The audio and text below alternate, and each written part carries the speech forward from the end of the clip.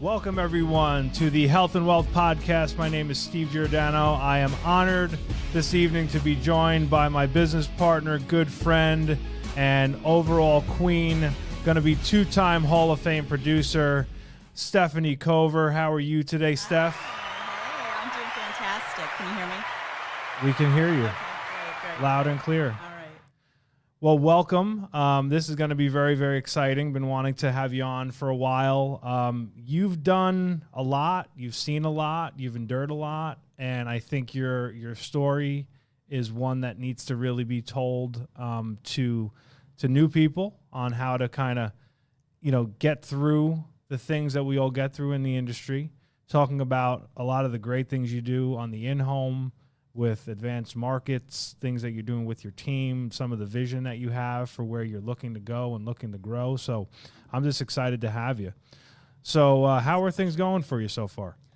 So far this year or this quarter or? In general. Oh, things are going great, just focusing on, finishing up the year strong and, making things happen. That's like the main thing, right? You want to make sure you get things done and you keep following through with the business. And, yeah, everything's going great.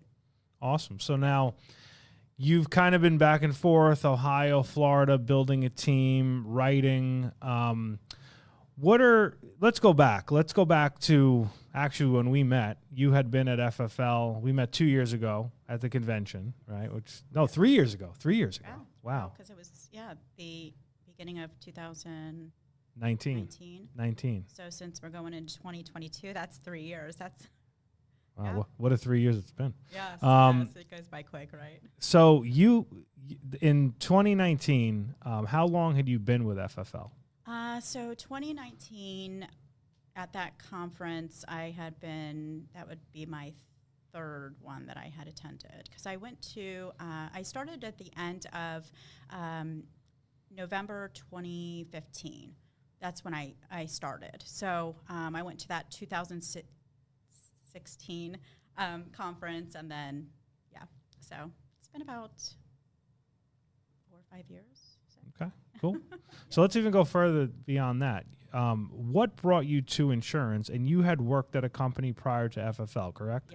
Yes. So I actually have been a single mom for many years. So for me, I was always looking for something, to bring in money for me and my family. So, I always worked. I had 3 jobs, literally, like I would go from one job to the other, mostly like waitress work. But then I started doing several little like things on the side. So, I would do personal training. I had a massage little business that I was starting. I mean, anything that would bring in money for me and my family, I was ready to do. And so I had I was doing actually a country club. I was doing management there, and I had a couple come in, and they were telling me about the insurance industry and how they make such great money. And, me being like, okay, I have 2 kids, I'm a single mom, like anything that, somebody's telling me that they can make good money at, even though I was going to school, I was like, well, let me try. Because she said, in order to get your license, all that was very minimal. Like I literally, I think it took me like a month or something. And for me, that was like astonishing because, I'm used to going to school,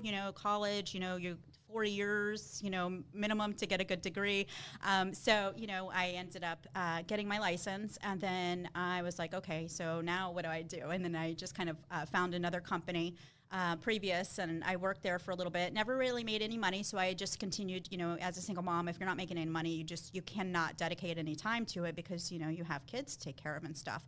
So I ended up focusing more on my personal training, just continuing to do what I was doing. I had somebody give me a call, and one of the captive agencies, and they were like, are you interested in doing insurance? I was like, absolutely not. And so I ended up, they told me because, I was like, I'm not making money, I didn't make any money doing it. And, then he's telling me, kind of like bribed me into, joining the company. They were going to give me, this allowance. And it was about, like 4,500. Well, you get this allowance and, you'll sell and then, you can, pay it back. And I was like, okay, I'll try it. Right. Well, I tried it. I wasn't making any money then. And I was like, okay, insurance maybe isn't that bad.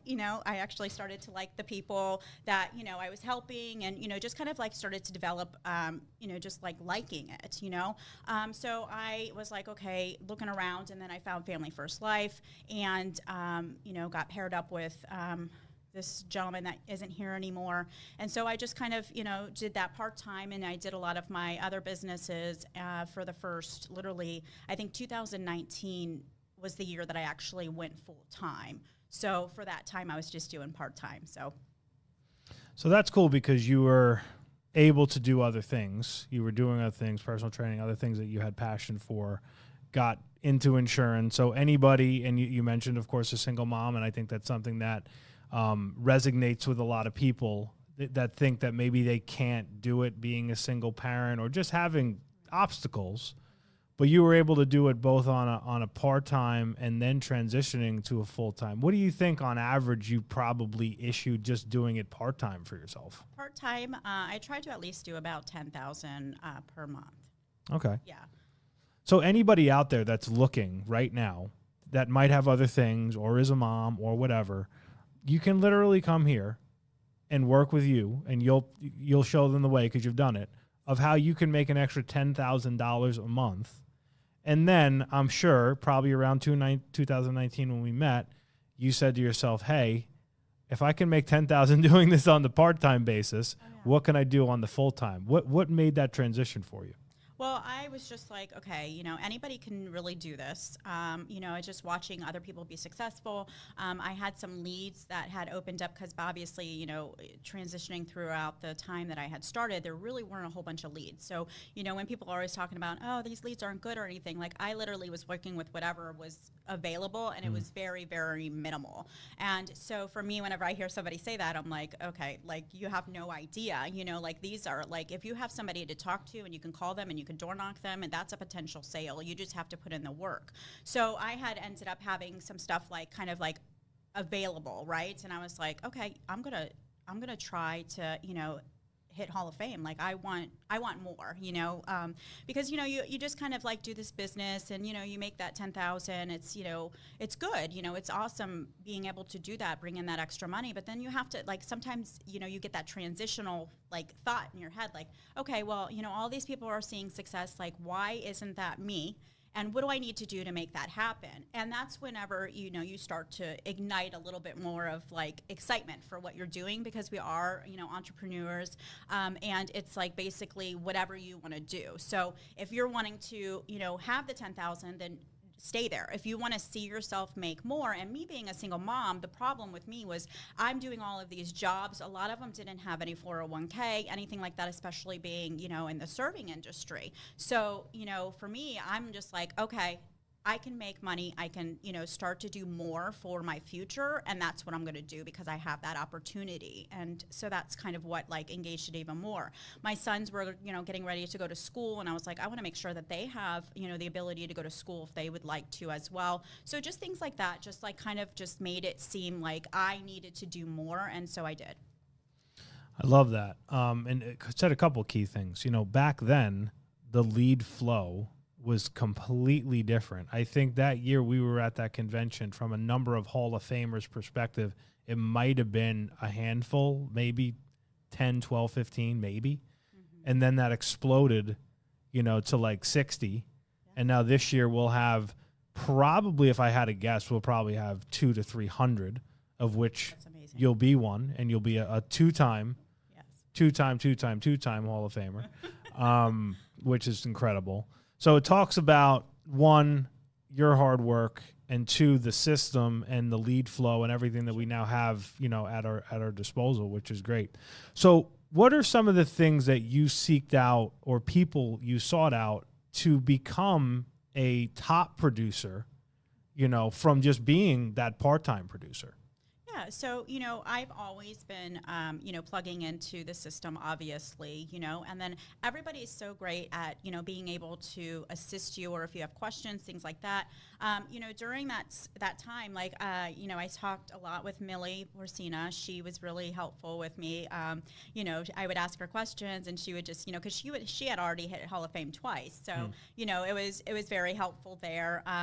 Mark Mead, if I needed anything there, I mean, we would communicate every so often, kind of encourage each other, and sometimes I would talk with Sean, but that's how everything is. Like, we just kind of talk to each other, and we, bounce things off of each other. And when we're having a hard day, you find somebody that you can kind of, you can talk to, right? So that way you're able to make, the adjustments so that you can do things differently if there was something that got you off course, and I think that's really important. I know a lot of people, maybe sometimes they feel like they don't want to do that. They don't want to reach out. It's one of the most important things to do, because if not, then you're just kind of like out on this island by yourself, and you're just like kind of like wanting to beat your head up against the wall because you're not doing the reaching out, and you feel like, and then that's when I think a lot of people will fall off. So it's always good to have just even like plugging into the Facebook group, seeing people like that with the community, finding somebody that you can kind of go over stuff. Obviously it's going to be somebody that's like doing better than you, because you don't want to be kind of just having like a bash fest with another agent that's like at the same level, because a lot of people will do that, and so like for me, when I have like agents that come about and they're like telling me these negative things, like, it's okay for me to listen to them, but I don't want them talking to somebody else like that, because we all know that we have those negative days, those things that are that can be just concerning for us, right? So you just want to make sure that you have somebody that you can kind of talk a little bit about. I mean, because the reality of the business is it's not like it's hard, but it's easy if you do it the right way. But like, what work isn't hard? You can train yourself to do this, or you can train yourself to work for somebody else and have the same ups and downs. So yeah, good point. I think the first thing you said there from a cultural perspective of the company is you found someone who was in a similar scenario, female, similar thing, and she embraced you, helped you. We love Millie. Yes. Let's give her all the love. But what's so cool is there's somebody here, multiple people that are literally in the exact same scenario as you, whether you've been here or whether you're brand new, that you can talk to, that will help you. And there doesn't have to be any financial ramification. They will just do it because it's the right thing to do, and it's a culture that was built. Right. So I love that component, and I love the fact that you kind of went out and sought out knowledge you wanted to be a top producer, and you figured out how to do it. Right. At what point did you say, hey, I want to start and really take this from a business perspective to build a business? Well, I mean, I've always really tried to build the business, but, it's just been difficult. Like, being, single mom, I've, had to focus on different areas. So, here and there, I would always, talk to people, do like the, like the free outreach is what I would say. You can like hand somebody a business card, talk to them at, the grocery store, things like that. I mean, I would do that a lot. But I think it was probably maybe, the end of 2018, 2019, where I had decided I wanted to take this business to another level. So I would, I've obviously been trying to hire for a long time, but it's like, it's a stop and go process. And mostly because, I mean, as agents, that frustration that you guys have, it can be, translated into, the business of building too. So, if somebody's feeling frustrated and they decide that this isn't for them, because this isn't for everybody. You have people that, just they don't want to do what we do. What we do is actually, serve selflessly and, do a lot more than you would have to do at a regular position. So, I've always been hiring, that it's just, my staff would, kind of come and go, and then, agents and things like that. So, I mean, right now, the agency's kind of like, teeter-tottering vice president. So I'm like, okay, can we get there yet, so that's really just, I mean, it's just it takes a lot of time. You got to build the business. You have to have a passion for it, though, and you have to care for the other agents and want to make sure that they see growth, and that's when you're really going to see more growth. And of course, we talk about this all the time. You do want to have staff, people to help you. I mean, if you try to do 2019, I did everything basically by myself. There was a point where literally halfway through the year, my staff, they disappeared, and I was like, oh my gosh, where'd they go? Because, just like you have regular jobs, you have people that just decide they're not going to show up. So you're like, how do I do that? So I was like, okay, do I focus on finding staff, or do I do this myself? And it actually, I had to do it, myself, the pending and all of that.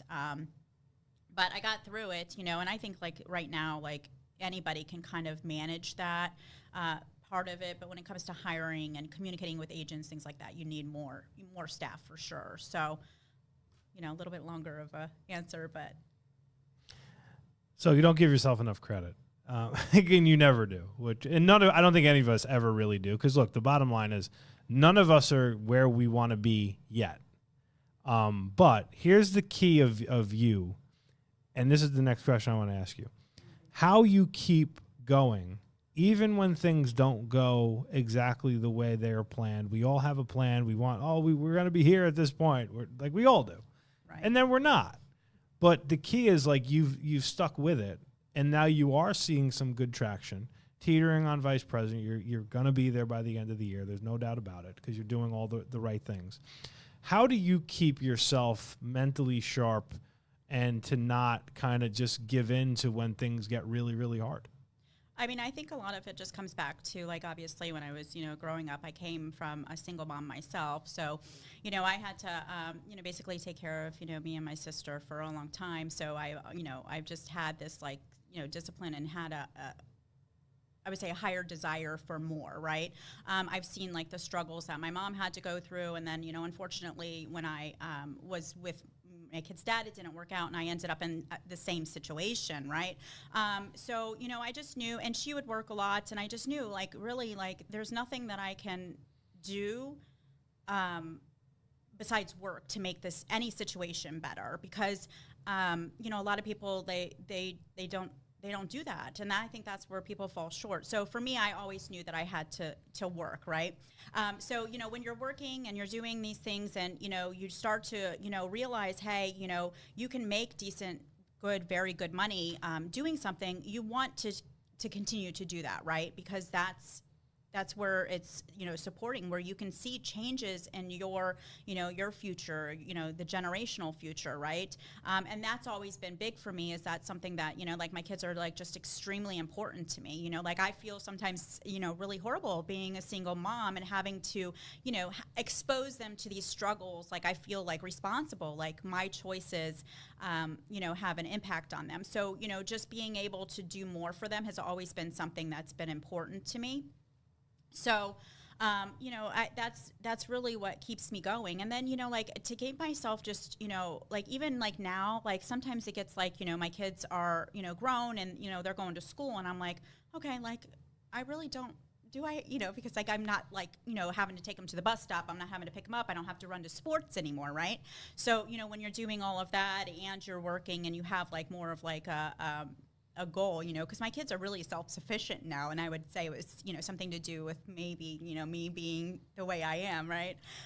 So, that's it's good, but it's bad, because, I'm like, okay, they don't need me, so I just focus on, just things that I want for myself in the future, I want to be able to retire. I want to be able to have more, and I just have this drive of just doing more, right? And it's just, I think, sometimes, I think I might have been born with it a little bit, but I do think that I have, been molded a lot with my past experiences to continue to do it. So, I'm very good with my health. I like to, get up early. I like to exercise, eat good, take my vitamins, things like that, keep me mentally focused on where I want to go, right? Because when you start to fall off the track of taking care of yourself in general, I mean, that's when people start to realize, let things go. I don't really care about this. I don't care about, and so for me, those are the primary things. And then it all kind of just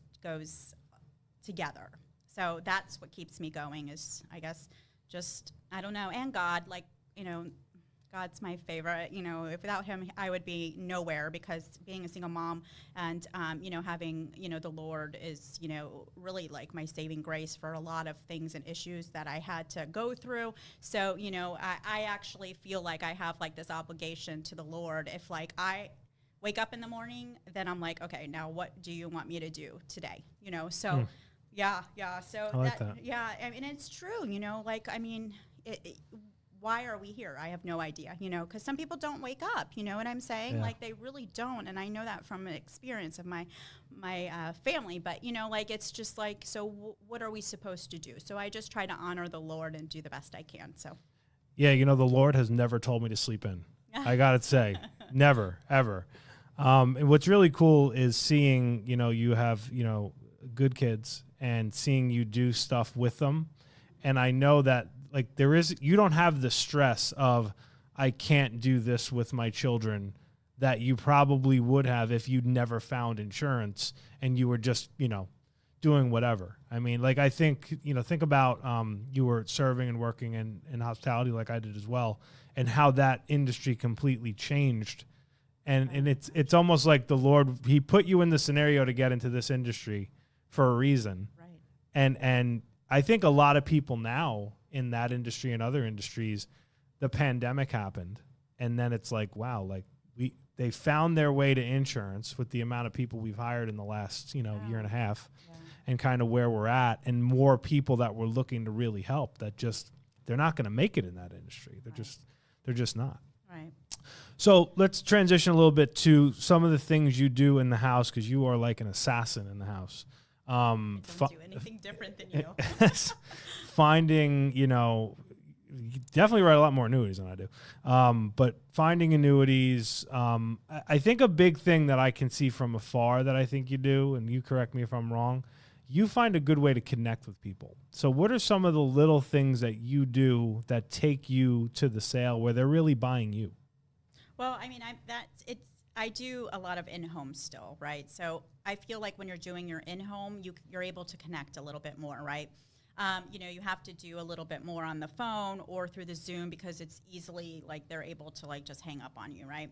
But I mean, I'm just very personable whenever I go into somebody's house. I have a very calm nature. I know I'm going there to help them, and I never deviate from thinking about that. Like, I don't care how much somebody's premium is, anything like that. Like, my main focus is helping them get insurance. So one of my biggest things is like, so like a newer agent or something, you know, they'll be like, well, they had all this insurance, or, you know, this and that. Like, those things I don't think about when I'm in the home. I think about, you know, what is important, why I'm there, and doing my job. So I really don't have a hard time like pushing a little bit further, right?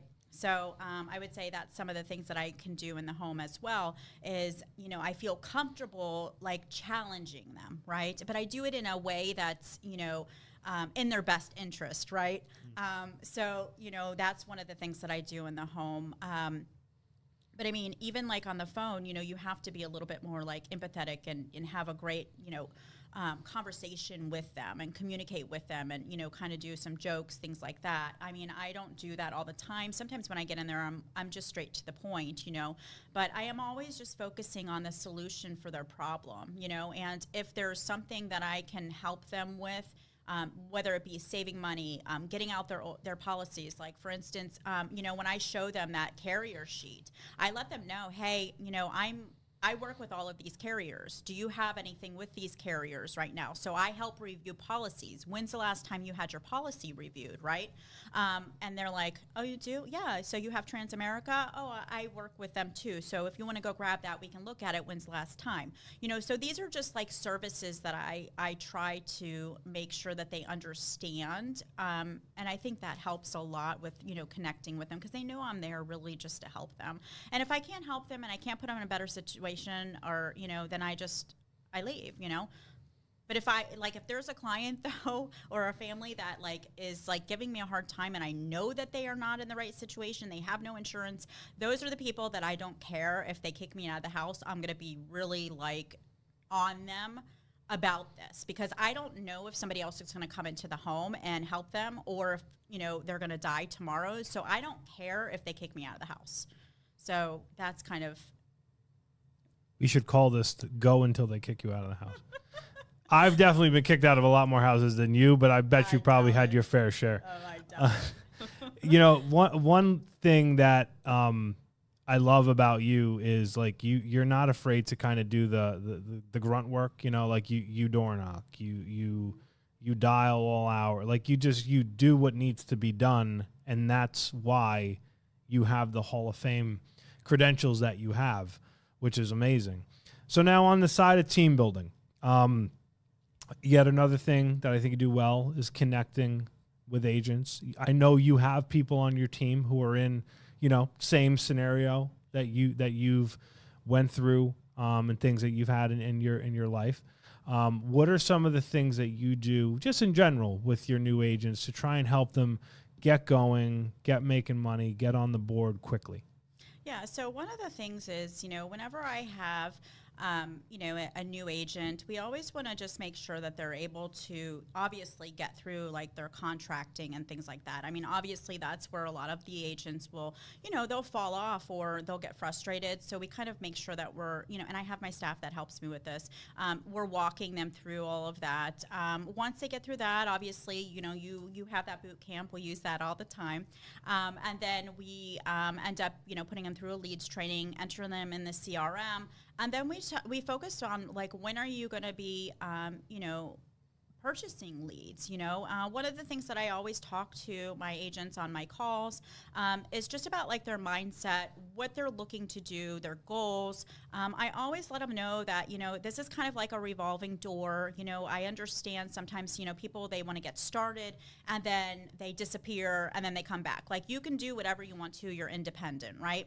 But my goal is to have you be as successful as you would like to be while you're here at Family First Life. Like, I don't want anybody to say, oh, that person did this or that, I wasn't getting enough support, and so one of the things also with that is, even if an agent does like suggest or say that, there's nothing that they like, there is so many resources out there. They don't need me to be holding their hand. Like, I'm here to help them with any questions. Like, if you're in a home, like, call me all day. Like, I don't care. Like, I have agents that'll say, oh, I feel bad calling you. I said, please don't. Like, call me. Like, I don't care. If you're in a home and you have a question, like, I'll go through the whole thing with you, right? I don't care. And I just think that being there and being available for them is another thing that they appreciate, because, it can be hard when you're going into your home or your first home, because we will literally say, hey, go into the home, use the financial inventory, and then, give me a call. And those agents that do that, I know that they're, and don't be afraid to give me a call in front of those people, right? Because they're going to appreciate that you're actually able to, help them in the proper way. Because we all know that if you're not like, if you write a policy and it's not the right policy for the family and it doesn't get issued, you've just wasted not only their time, but your time, because you're not getting paid on it, right? So you're just basically wasting time. So being able to give somebody a call and have them help through, I think it helps, because it helps the family, because they don't need a whole bunch of declines because you're too good to give somebody a call. And then it helps you, get up and going quicker, because now you've had a policy that's issued, you've gotten paid on it, you've helped a family, and then you can reinvest in yourself and continue to go. And, as long as you are self-disciplined and know how to do that. Yeah, I love that. It's you're giving them all the tools, you're holding their hand enough, and then you're kind of letting them go out into the wild. And right. I'm here for a lifeline. So we'll kind of wrap with this. So goals for yourself. We got 2 months left in the year. Want to hit VP by the end. Yes. And what is your goals in 2022 as an agency? Putting you on the spot. Oh my gosh, 2022. Like, if I can't get to VP by the end of this year, like, I'm going to be like, oh my gosh, just nobody talk to me about my agency if I don't get there by 2022. You'll get there. But then, at the end of 2022, I mean, there's no reason with everything that's going on. Like, I really, truly feel like this. Like, if there's other people that are getting to $1 million, like, we should be there. Like, what is going on? Forget we. You. No, you too. You. No, well, you too. Sure. Okay? Take me out of the mix. But yeah, you know, like I should be there. Like I don't understand like sometimes why I'm not. But you know, there's things that I'm just open to learn and figure out. Right. I mean, it's you know, I'm gonna be there. So. Correct. You are going to be there. Yes. Well, I appreciate you being here. Appreciate working with you. And we're going to get there together. Yes. And then we're going to look back on this, and then we're going to do another one, and we're going to be like, wow, this is now the $1 million podcast when we hit that. And you'll be a 2-time Hall of Famer. And I appreciate all that you do, and the fact that you came in today, and just love working with you and love you as a person. So, You too, Steve. so wrapping up, guys, let's have a great week and kill it in the fourth quarter. Thanks. We'll be right back.